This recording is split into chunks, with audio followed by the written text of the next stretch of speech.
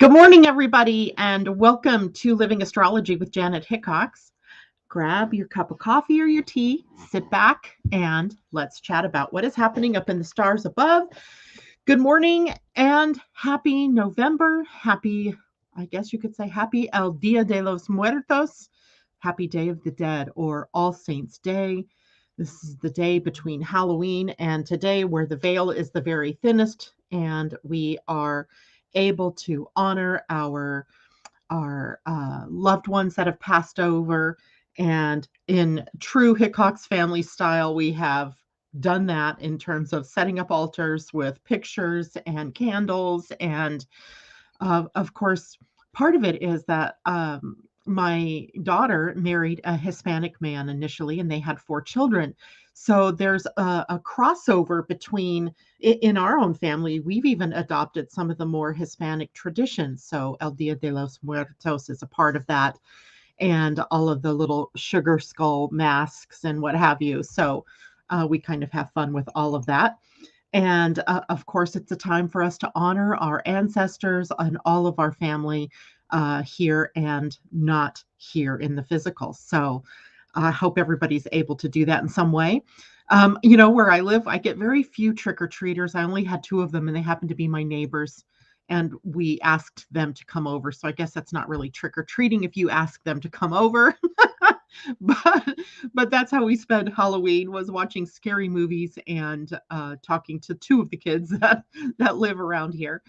I hope everybody else though had a wonderful time last night, and I am so sorry about Friday. Friday, I don't know what the power in this place just sort of went. I mean, like, we can send rovers to Mars. We are prepared to send people to Mars, but we can't keep the electricity on.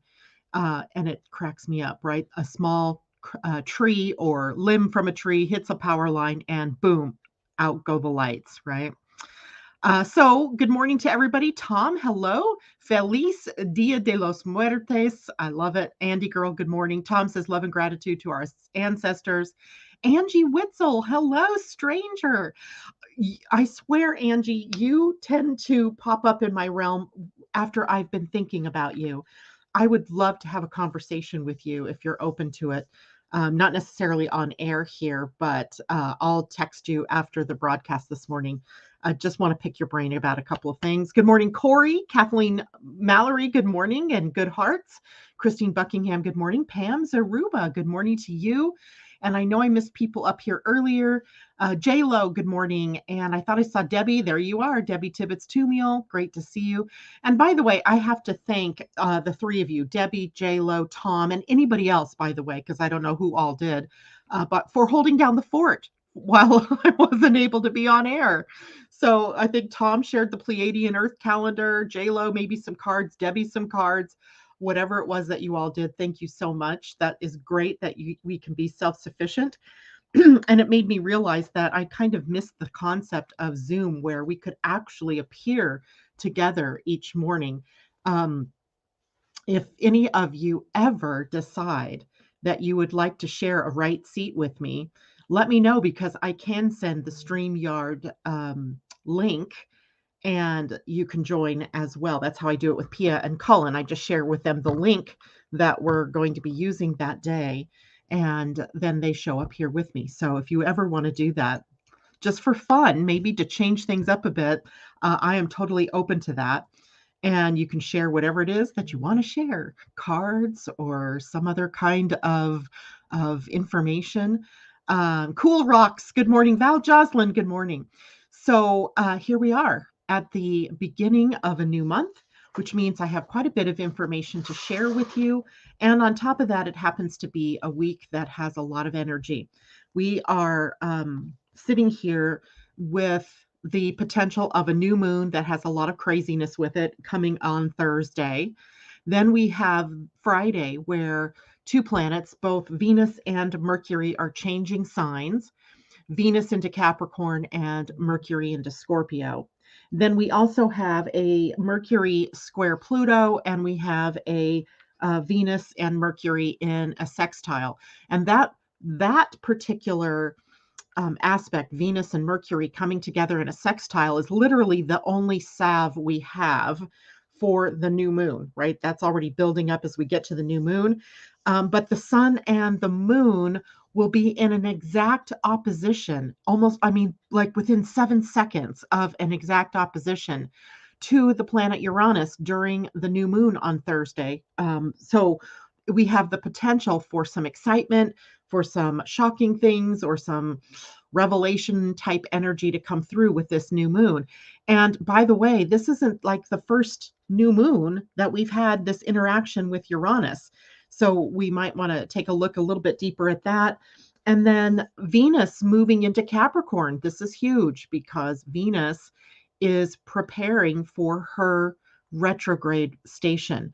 So she won't retrograde until December, but she's retrograding in the sign of Capricorn.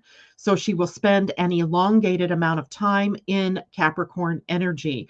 So look to the Capricorn part of your chart and get familiar with what the things are in that house that are affected, because Venus represents our values, our relationships, our finances, and she's moving into a sign that is ruled by Saturn. So we have duty, form, structure, responsibility now added to our values and our money and our relationships, and for an extended period of time. In fact, I believe she does not leave Capricorn until maybe February or March of 2022. So we have like 4 or 5 months of this particular kind of energy with Venus.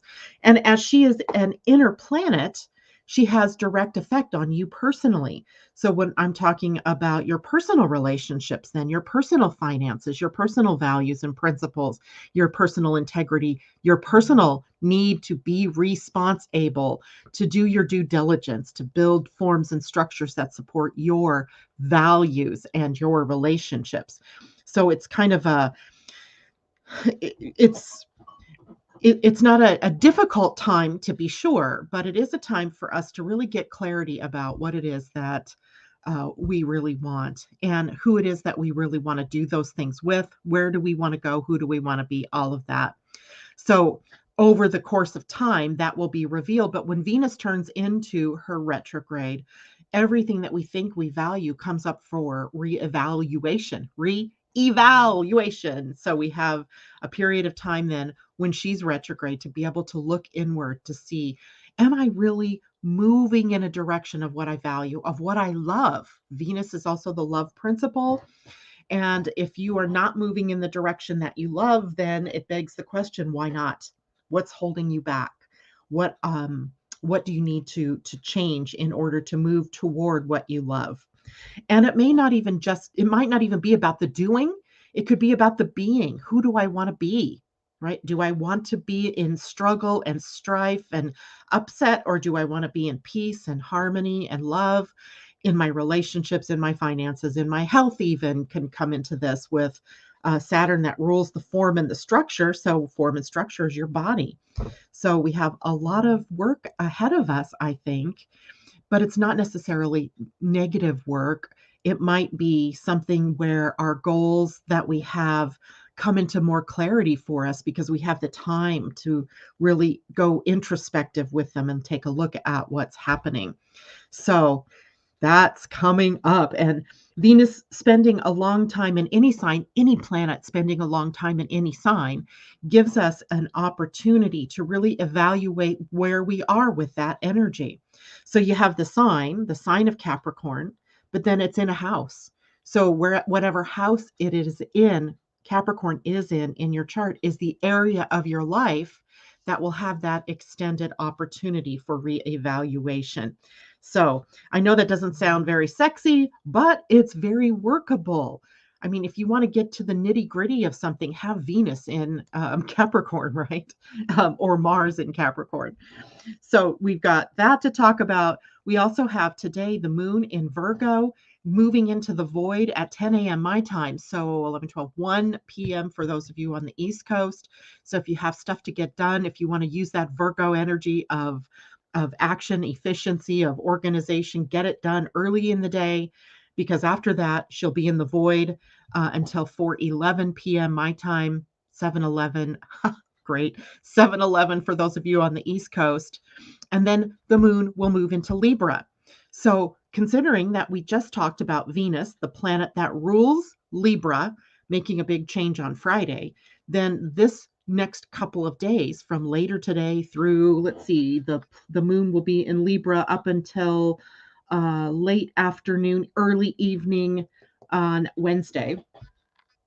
Yeah, Wednesday, well, 8:53 p.m. my time. So that's 11:53 p.m. for those of you on the East Coast when it moves into Scorpio, preparing for the new phase, right? So we have a period of time, these few next days, to really take a look deeper at what it is that you value. Are you aligned with that? Are you happy in your relationships, etc.? So lots of really good things for us to look at. Now, I want to show you something. I think you most of you have been with me for a while, and you've been seeing the human design chart with the designation of the astrological sign that the moon is going to be in. But now I'm going to show you a new kind of chart that initially I think I shared the chart with you, but I know it's confusing. So I wanted to make sure you guys got comfortable with the idea of the chart being aligned with astrology. So now let me share I can't share my screen till I know what it is I'm going to share. So one moment here while I pull that up. And this is going to be, let's see, what is that picture of? Nope, that is not it. Because I put it into pictures, AstroDesign, there we go. Okay, now I'm going to share my screen with all of you. Now, for those of you who are familiar with a genetic matrix, this might not seem so odd to you, but for those of you who are new to AstroDesign, which is Astrology and Human Design, this may be a little confusing. So in the middle here, this is actually called a mandala, right? So it is the Human Design mandala. In the middle, what you see is the Human Design chart. And everything that you see here in red is where the the moon will be as she moves through Libra. So all of these energies are Libran gates. Where you see the black gates, this is where she is today through the rest of the day today in late Virgo.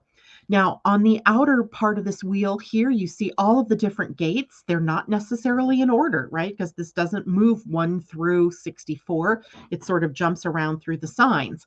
But as I click on a gate, it will open up in the sign that it is aligned with. So here you see all of these Libra gates, right, in the sign of Libra. And then you see one gate that is aligned between Virgo, late Virgo, and early Libra.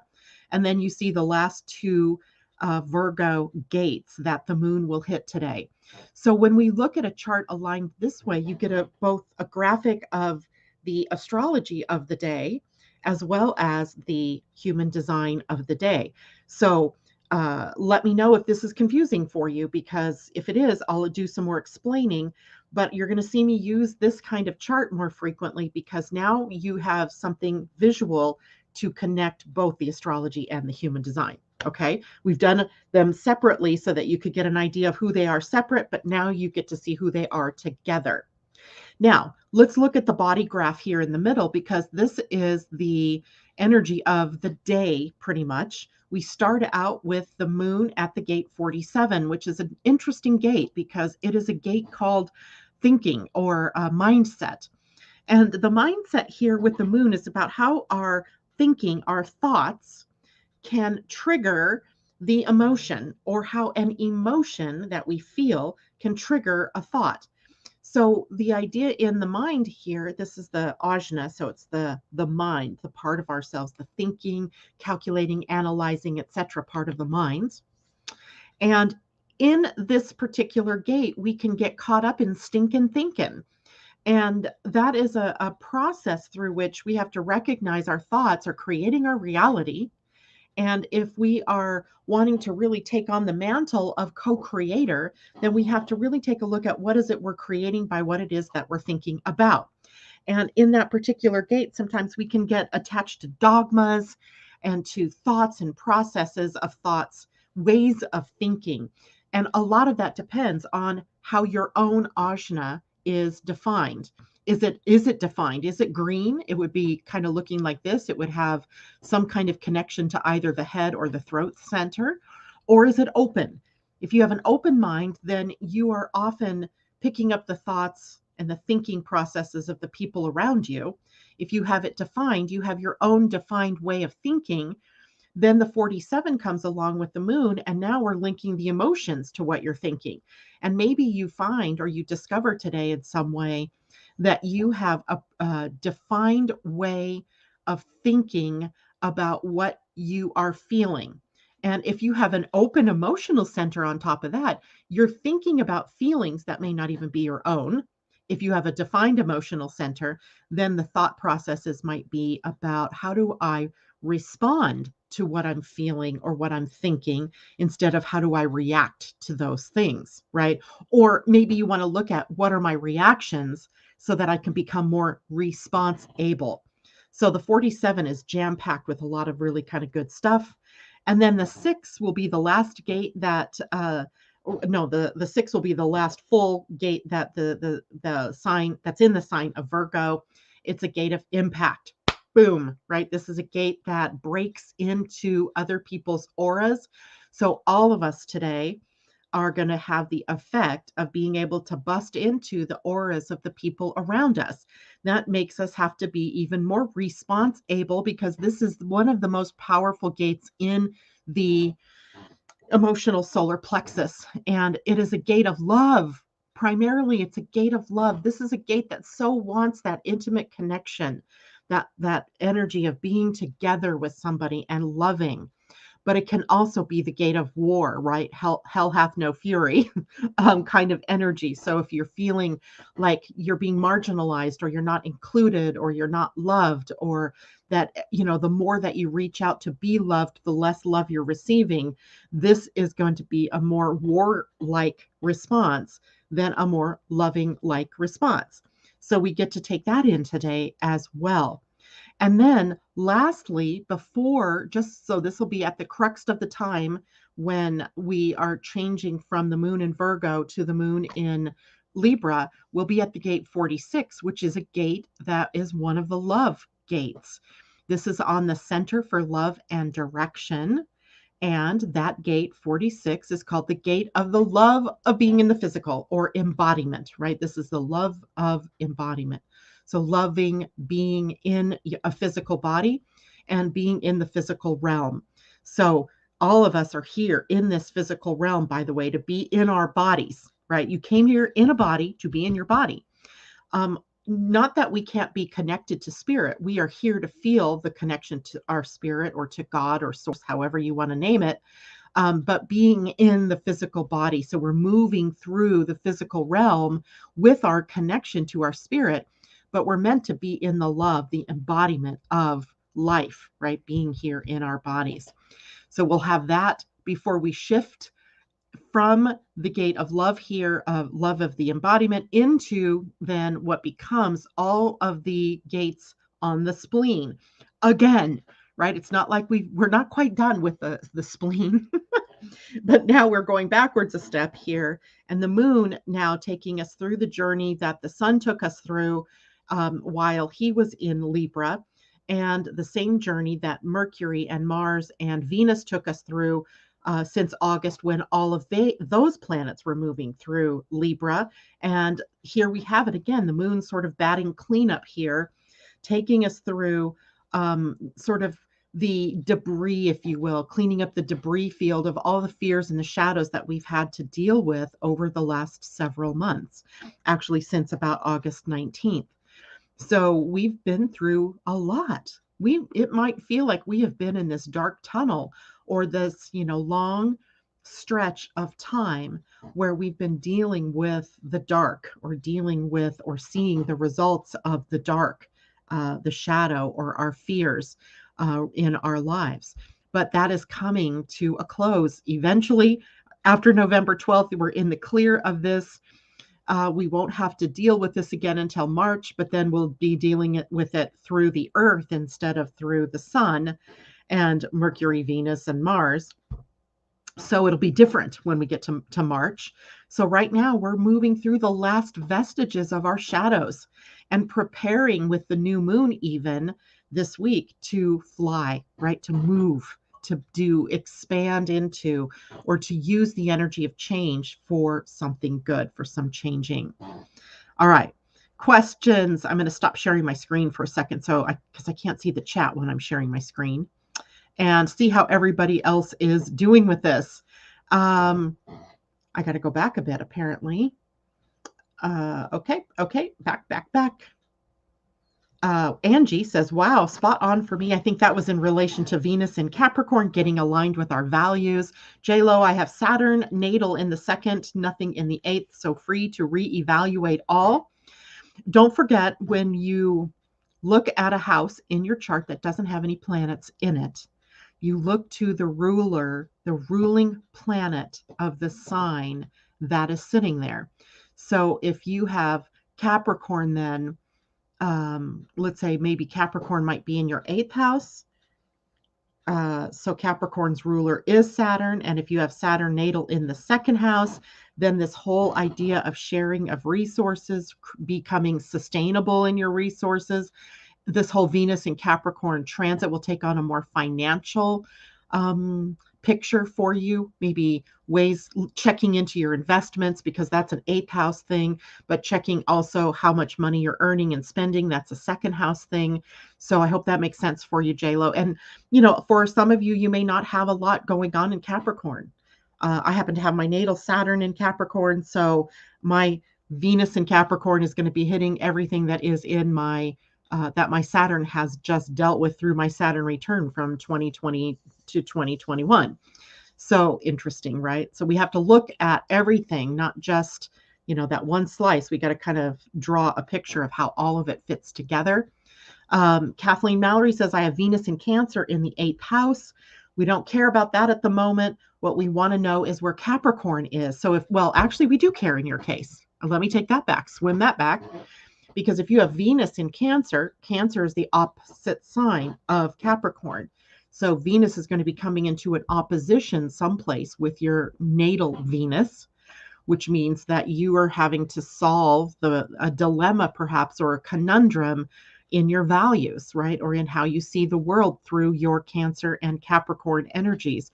The energies of nurturing and mothering and caring, and the nurturing or the wider world energies, authoritarian or authoritative goodness, and energies of Capricorn. So there you have that. Jody, good morning to you. She says, wow, I have a Libra moon also.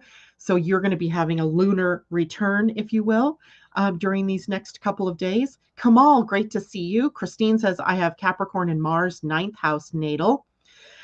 You have Capricorn in Mars. So now your Venus comes to that Mars in the next several weeks. And I don't know, you said ninth house. So it will be about focusing on how you want to expand. How do you want to grow? The ninth house is about your philosophies, your beliefs. Mars in Capricorn is a little more militant, a little more disciplined in its belief systems.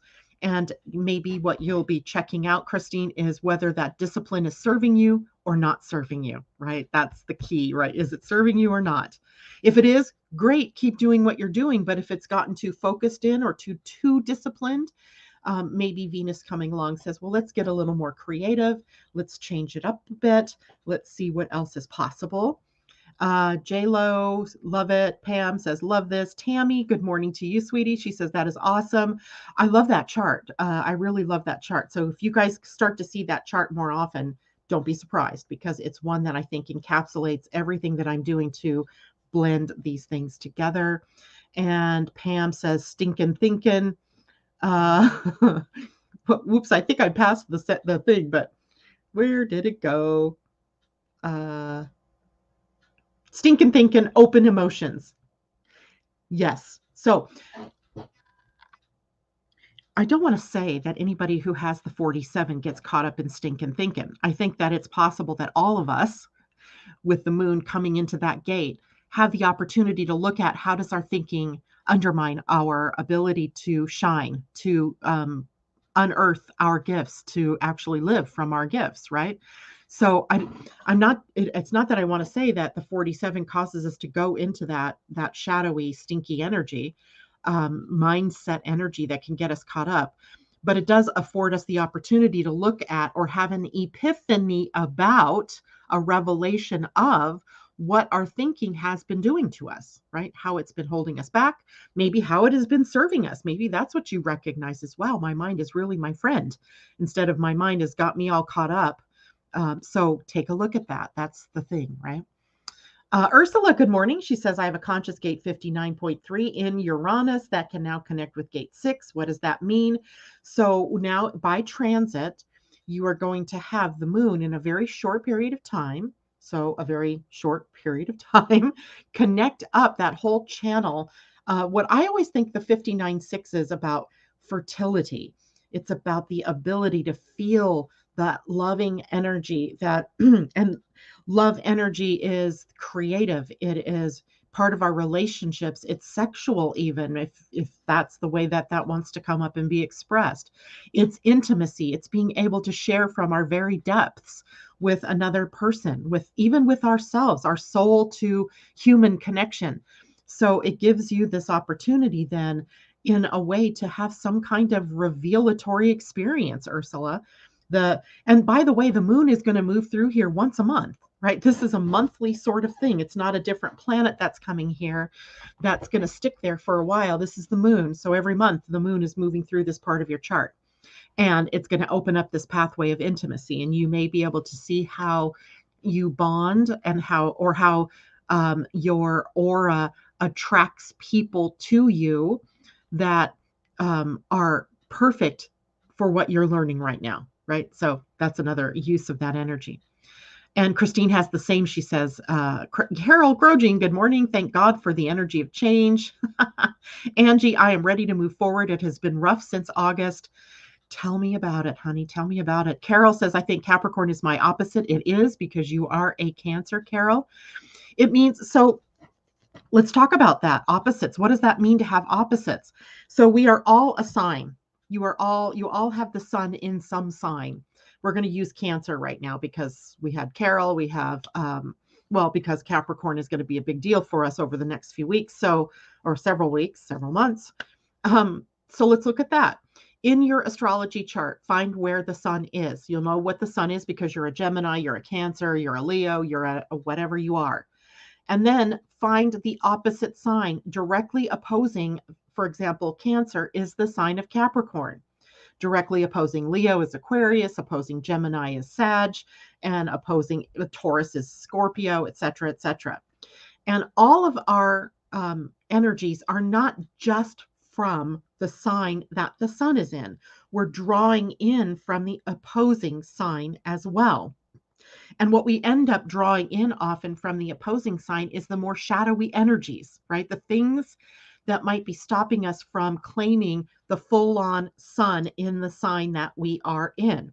So if you're a Cancer and the sun is in Cancer for you, the force of your personality, of your life, will be about mothering, about nurturing, about healing, perhaps, about taking care, about emotional intelligence, right? About your soul's connection to emotions. But what might get in the way are some of the more negative aspects of the Capricorn side of things, which is very much less emotional, right? It's not emotional.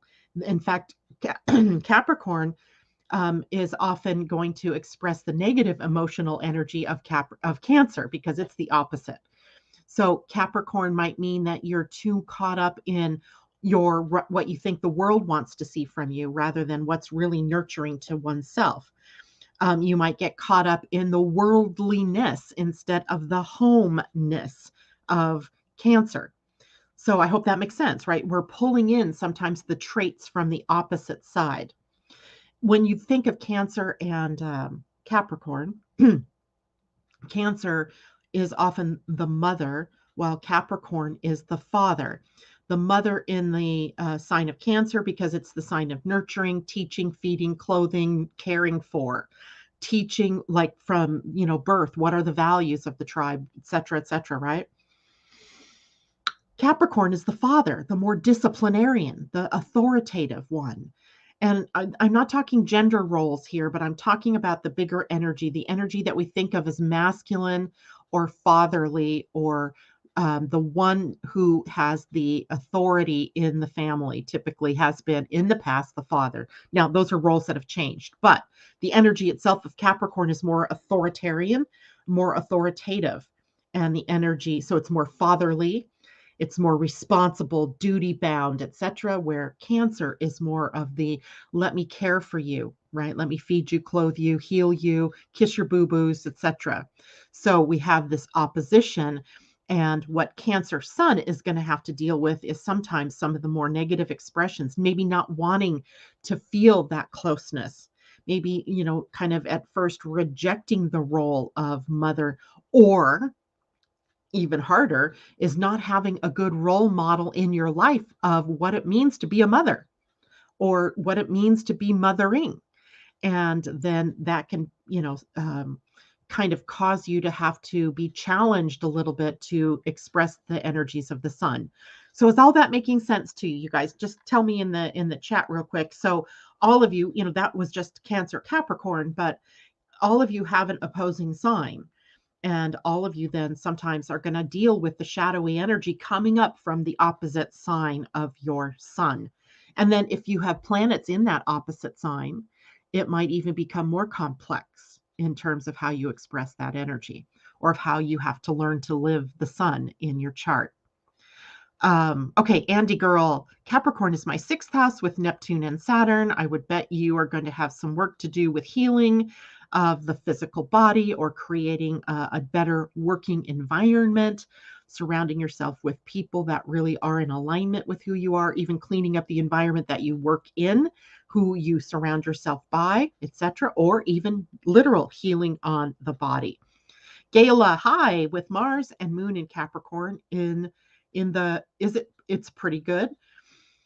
I think it could be pretty good. I think it might be some difficulty at times, right? As you're dealing with a lot of emotional energy in a sign that likes to protect itself from emotional energy. So you might have had to learn how to really deal with expressing emotion. How do I respond versus react in emotional situations? That kind of thing. Kathleen Mallory, thank you. So awesome to get the scoop. I love hanging out with you too. Angie says, okay, what I missed there makes sense. Tyler Lynn, good morning. Blessings and happy November 1st to you as well. Irene Alberg joining us from Sweden. Oh, yes, it makes so much sense. I have my son in Cancer. Jacqueline, I thought that might be you. So good to see you. Natasha, that makes sense how sometimes it's easier to take care of those outside my house than inside. Absolutely, absolutely. And by the way, it doesn't mean that you're not meant to take care of those inside or outside. It just means that you have to balance, right? Everything in an opposition is about, how do I come to this balance point? How do I bring it in? Good to see you, Natasha. And Kathleen says, yes, it makes sense. And the Capricorn shadows my Cancer sun sign. That's right. You're also a Cancer sun. So interesting that we picked Cancer this morning to do that with. Elsa, good morning. She says she has Moon in Taurus in the 8th house, in opposition to Sun in Scorpio in the 2nd house, and has Jupiter and Saturn both in Capricorn in the 4th house, and Mars in Cancer in the 10th. I have just a position across, juxtaposition maybe, cross of alertness, the 4424. Hey, that brings us to today, right? To the week, this week. Today, the in Human Design, the Sun and the Earth have moved into the 4424, which means that Earth is in a conjunction to Uranus, which is also at the gate 24 now. That was something we would have talked about on Friday had it not been for the electrical outage I had. So Uranus had been sitting in the gate 2, which is a gate about teaching us about allowing, receiving, right? Being receptive, being open armed, right? To receive the bounty from the universe, or to receive input from others, to receiving all the good that's there for us. Now, the gate 24 is a completely different animal. It's up here on the ajna, leading up to the head center. And it is a gate in quantum human design that we call the gate of blessings. And it's a gate I absolutely love.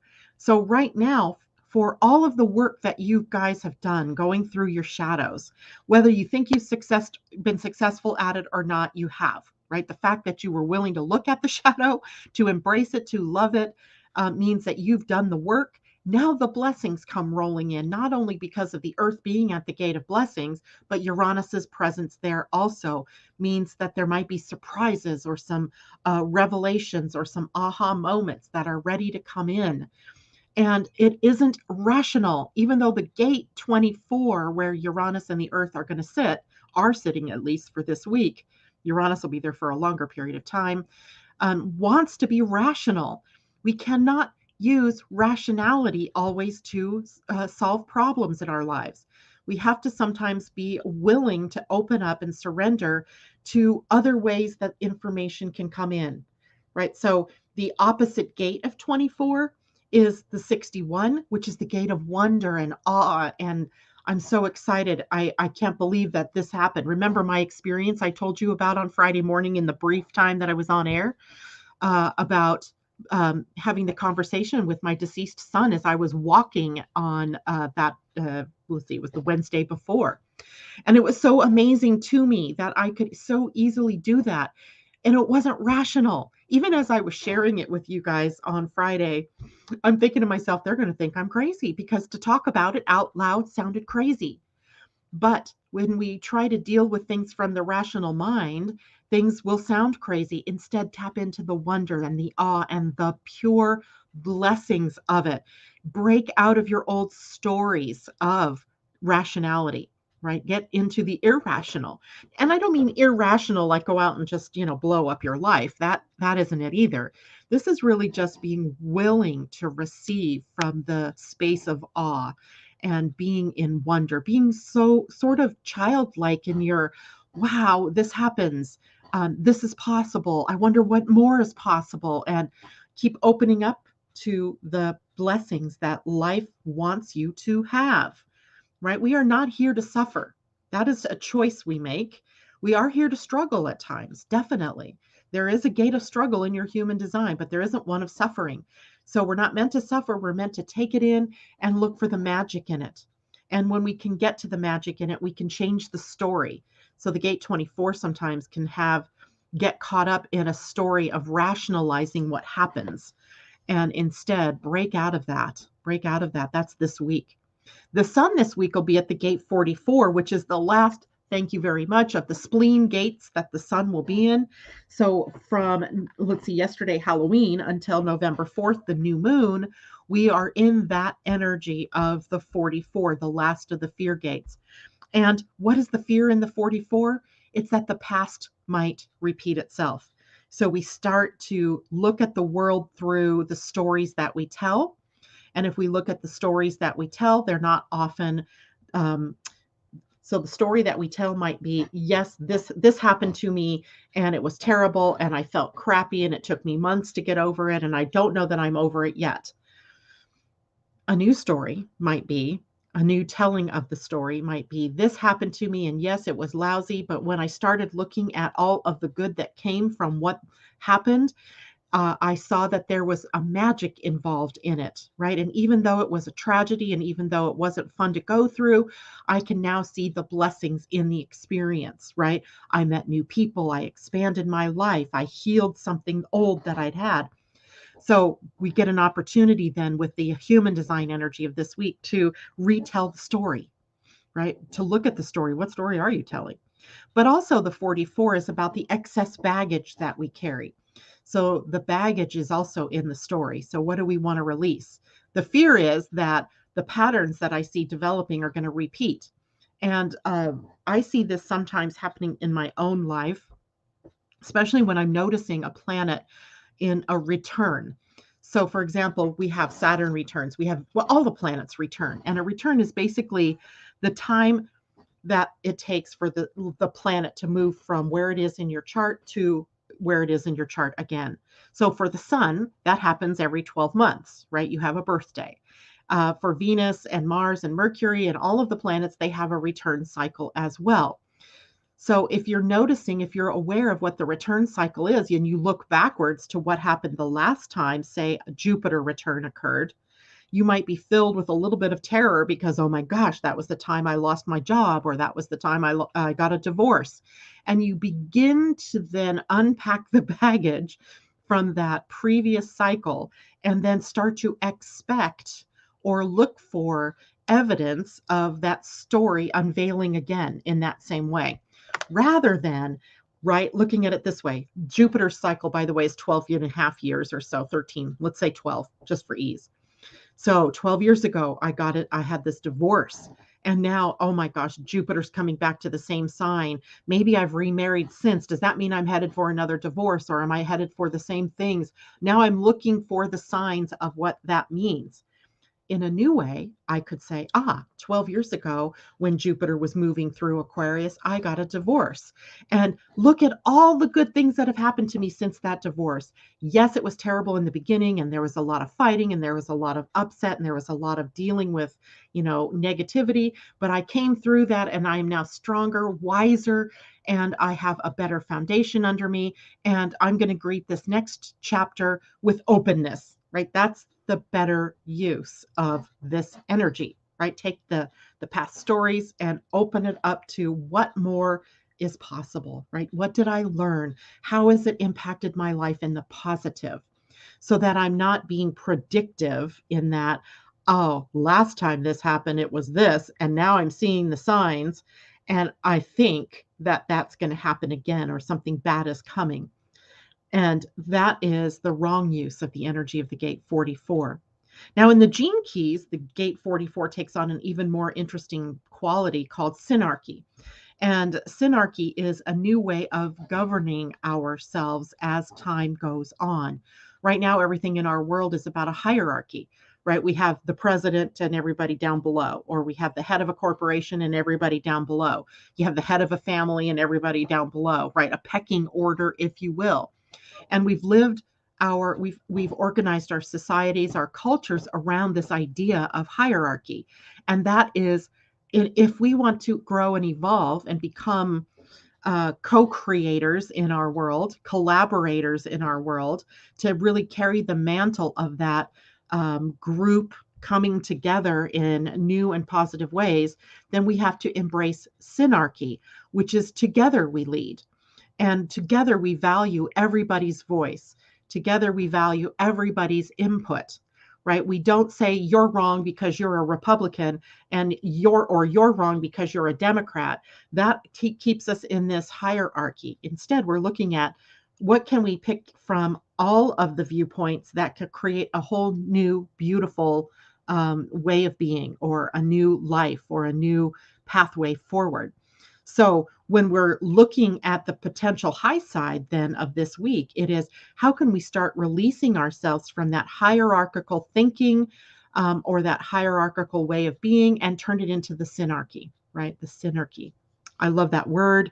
The syn, S-Y-N, together, archy, together, structure or form, right? So thinking about that makes me just giddy. And actually, a lot of people that are around my age, so if you were born around 1961, you have that as part of your Neptune.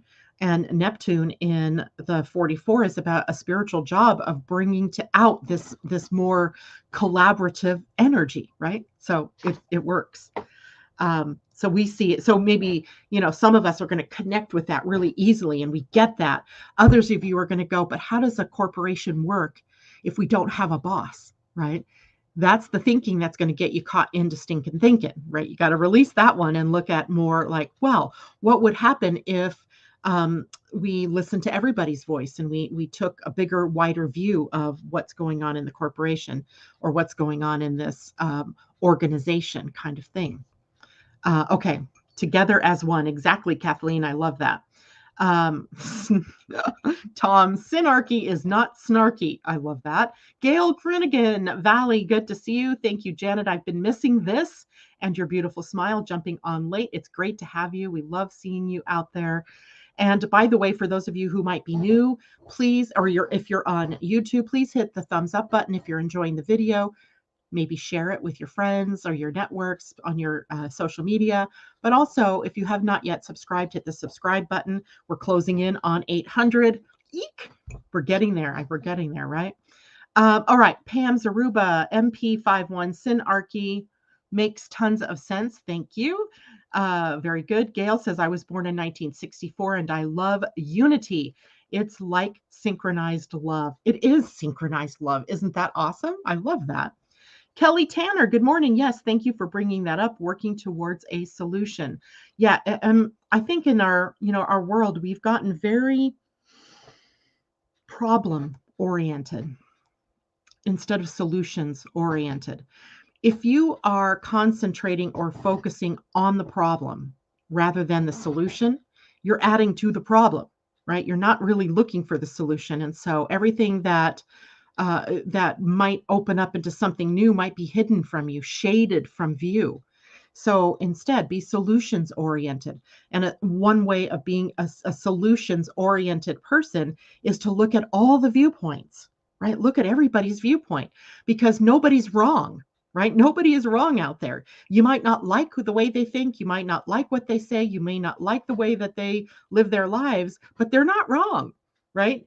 So if we could look at and look at that and see, okay, so they're living out the high side of their individuality, maybe. I don't know what that means exactly, but it would feed into seeing the bigger picture, right? To loving everyone and more of that unity consciousness.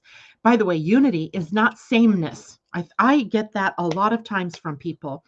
When I start talking about oneness or unity, I end up getting a lot of people that are worried that that means sameness or that a loss of individuality. And it isn't that at all.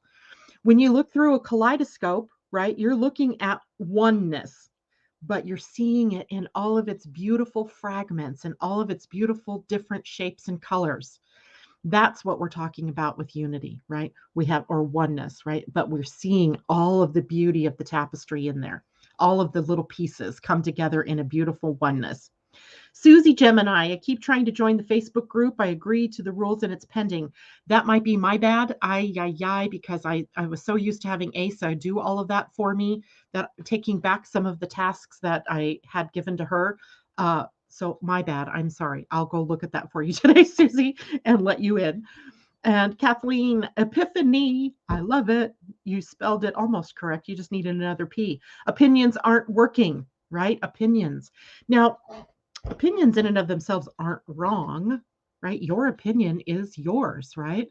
But opinions have an issue, and that is it fails to see that other people's opinions might be correct too, or are at least acceptable, or are at least their own to grow. So, yeah, the community group does have rules, JLo. The reason you don't know that is because I knew you would be one of those that would obey the rules. So I just put you in. I didn't make you have to join it in a different way. But after I got the original people in, I didn't know who might be wanting to join. So then the rules came in handy, which are basically just love one another, that kind of stuff.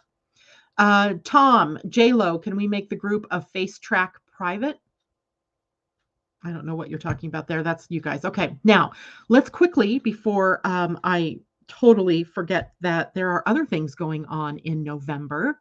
And it's something that we can look at down the line. So we talked about the new moon coming this week. We also have Mercury and Venus changing signs.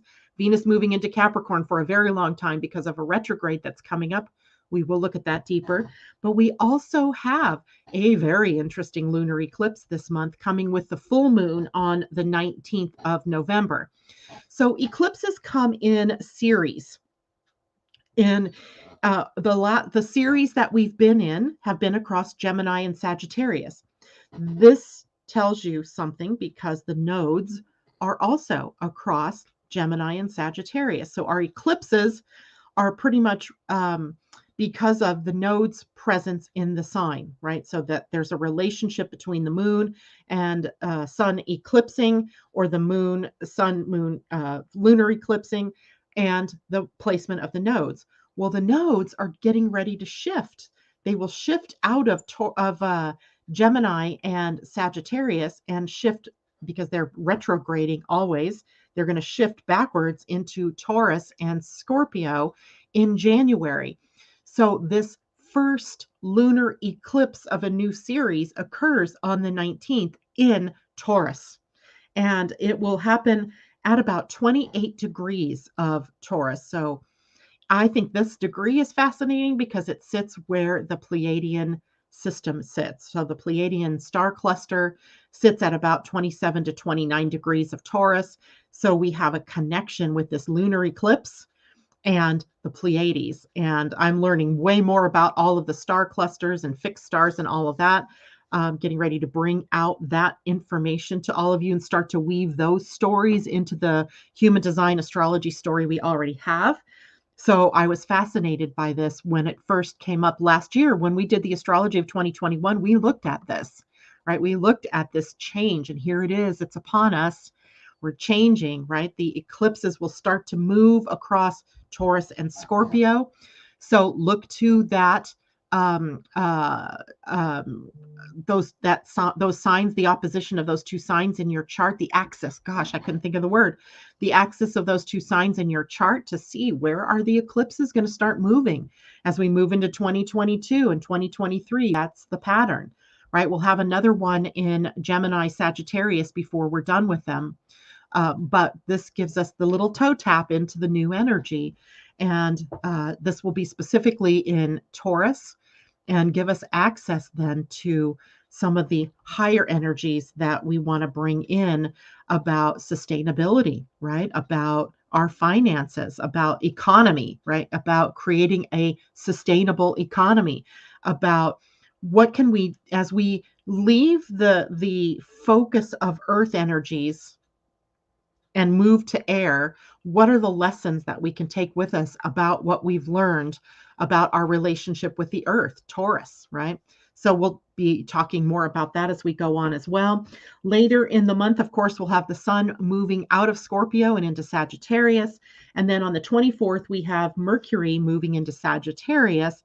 I love Mercury in Sagittarius because that means he's going to go across the galactic center later in that transit, which means we all get access to new energy, new ideas and inspiration from our star sisters and brothers, or from way out there, like new ideas and new things coming in.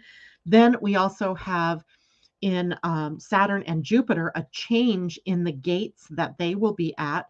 Saturn moving into a gate of sensitivity, the gate 19. So we're attuning to a higher potential for our expression, for maybe the future of what comes next for us as humanity. I think of it as the morphogenetic fields, like what information lies out there that we can just tap into, right? Then Jupiter moves into the gate 30.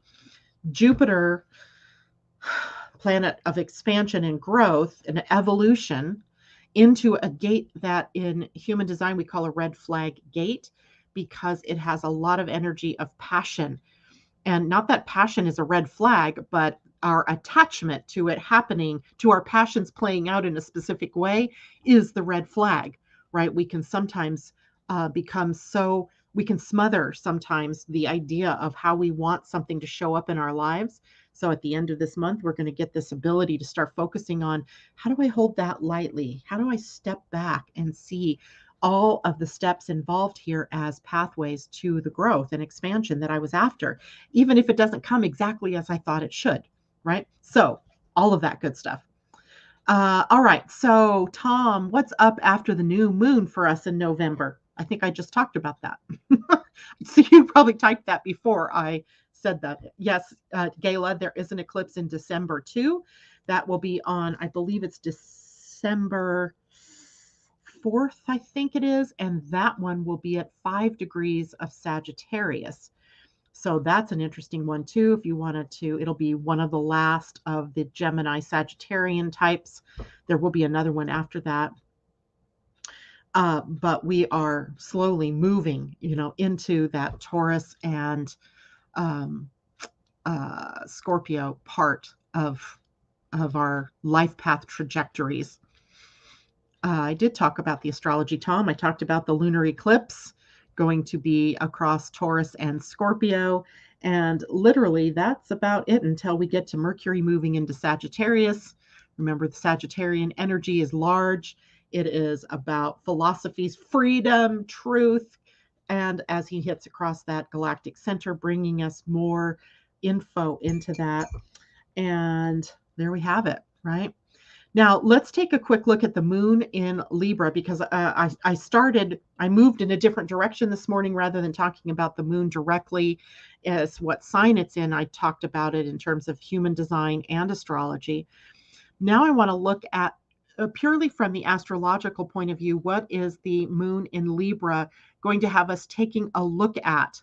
Because remember, in human design now, this is going to be going through all of the energies of our shadows, right? The fear gates. So what I see often with Libran energy is that those fears and those shadows are going to play out in our relationships primarily. So, and that's because Libra rules our marriages, our relationships, our partnerships. So it might be playing out in your business partnerships. It might be playing out in your personal relationships, your significant others, but it can also be playing out in other relationships that you have. The need for Libran energy, the moon, is a balancing of your emotions, right? Balancing your emotions, finding harmony, finding fairness, the ability to see many different points of view, seeing spherically and not just linearly. There is also beauty and artistry and sort of peace energy in that beauty that we find in Libran energy. Teamwork, co-creation, collaboration, cooperation, my 3 C's of Libra. Teamwork is also the gift in the gate 44. So we go from that shadow of, gosh darn, the shadow just went out of my head. Oh, hey, I have it right here. The shadow in the gate. Oh, nope, I don't have it. So the shadow in the gate 44, I want to say is, get the book. Why did my mind go dark? Interference. Oh, yeah. Interference. I love that. Interference is the low energy. And then teamwork becomes the gift energy. And then we move to synarchy in the highest energy. So interference. So what is interfering is our old energy, right? Our being stuck in old patterns. So in human design, in traditional human design, this is called the gate of patterns. And the ability of the 44 is to see what patterns are developing in order to be able to predict the future. But unfortunately, if you're carrying a bunch of baggage here, then that baggage becomes interfering with what more is possible in the future. Now, we also have in the moon in Libra the ability for how we work together socially. So the social construct being much more about diplomacy, negotiating, teamwork. We already talked about that. Tactfulness, getting along, creating win-win instead of win-lose, right? Or lose-lose, right? Everybody loses. This would be the highest expression, right? Looking at how we can come together. The low end of the emotional moon moving through Libra might be about how we lose our self-identity. How do we give ourselves away? How do we lose ourselves by trying to make others happy instead of making ourselves happy, which then by definition makes others happy, right? Making ourselves happy is an energy that rolls out of us that allows the other person to do what makes them happy. So instead, though, we are often making others happy at the expense of ourselves. That is the lower energy here. Indecision is also one of the lower energies for Libra. The body, as it relates to Libran energy, is the adrenals. So they sit on top of the kidneys, which are also ruled by Libra. And diseases like diabetes are also a part of Libran experience. I would love to explore that someday further, how diabetic conditions or the conditions of stress, the adrenals, cortisol, and all of those kinds of stress hormones, how they are, how they play out in the spleen and how they play into stress in our lives and the fears that we have about not being good enough or doing enough, etc. All right, so that's a lot. We have, yes, stopped note taking, Kathleen. That's good because you can always take notes later if you need to. In the meantime, let's pull a quick card. I know it's closing in on 9 a.m., but I like to always have a card for us to. I gotta find my animals. Oh no, we're not doing an animal. We're doing 2 cards. A galactic heritage card because I'm fascinated with that. Can't get enough of the galactic heritage thing now. And a dragon. A dragon. So let's see. Oh, hey, I've been wondering where you were. And Binksy just came in, said good morning. I don't know why she was outside this morning because it was so blasted cold. All right, so we have Orion Light, the future of emptiness. That'll be an interesting card to see what that's about. And then I'm going to go ahead and draw the dragon card at the same time. And then we can read what these cards mean. So these are our cards that are going to get us through the week. And by the way, while I'm doing this, this week on Wednesday, if you want to hear more specific things about November, I will be a guest on Angel Heart Radio with Annette McCoy. And that will be on Wednesday at 4 p.m. Pacific. They've changed their time.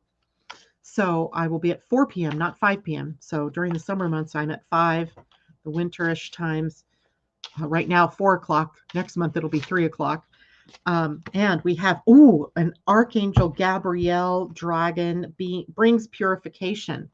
Look at that dragon. Gosh, gorgeous. Okay, let's see what these cards mean. We're going to deal with emptiness first. And emptiness is card 108.